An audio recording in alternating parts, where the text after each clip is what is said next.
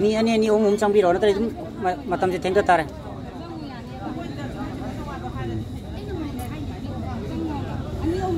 ani manim dum changbiro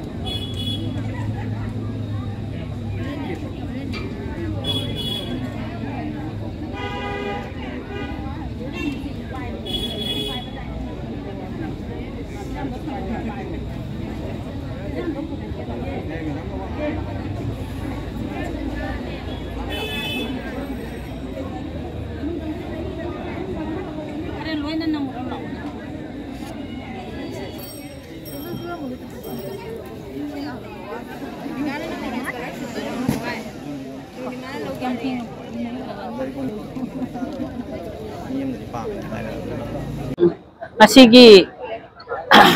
kasara samna sinja langjariba satra satri singa sinja langjariba amasung ola samaira paibina sinja langjariba mai thanbagi thauram masi hemajit amasung inthoi ngambigi nungai taba phongdok phok oina asagi numit amasu koi minute amasu tumina lejagre aduga huji koi mi humbutra taru leghidabagi su koina nungai taba phongdok jari aduga akoina haijaning badi ngasigi Manipur da thoiba thodok asi amuk hana asiguma thaudo asi tawidana basu akoina ichinau singda haijari aduga haji angang ani sina huji masagi kogi dead body phangda base phangan biu Manipur lengak sansona amasung India lengak sansona phangan bina bagi tamakta akoi ningsingjari aduga asigi phangan daba taragadi asigi protest asi akoi hanjan namai than bagi protest asi khongjang ataisu maira paibi ola sam maira paibi amasung kogi student union satra satri singna mathang chitna kogi makha tana asigai hena kan ba khongjang aikoi changthalagani Manipur gi lenga ta so koina haijari kogi tamo biren amasung India government gi Narendra Modi da so koina ningsingjari angang ani sigi dead body phangan biraga mama mapa da sinabi na bagi tamakta koina ningsingjari masigi thabak se amuk hanna tawdana bagi tamakta lengak sasonna masi thijan humjan biraga masigi thabak ase chathabina bagi tamakta maira paibi gi president ama oina ai ningsingjari ngasi kasada leiba mite ichininau satra satri naharon sing imai ben sing pulap punsalle akoi amata pulap punsalle haraga kanglaipak Manipur da megi tarik 3 dagi hauduna ngasi phawda sathariba uki amadi mite jati ani gi marakta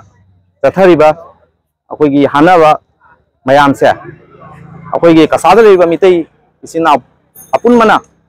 eba gi damakta thawai tha khaba makoi mayam amadi nuin mari mangani gi mamangda isanamaga inau pa amaga su akoi gi myathi na hat khaba asigi punamak se koi kasada leiba miti apun ba ichin nau satra satri sing mai ben punau punchale haraga koi na ngasi kasalam damda Manipur kanglai pak ta challaga lan mak jawba ngamdrasu kasalam damda makoi gi thawai na santi na ing chingna leinabagi damak amadi hajik thoiba irang ase chamna yangna athuvida losinabagi damak aikoi mai Lakhipur kauba kasagi miti pumana taba Lakhipur aiba landam sida aikoi gi mayam isina punau punchale haraga maira asi kachabani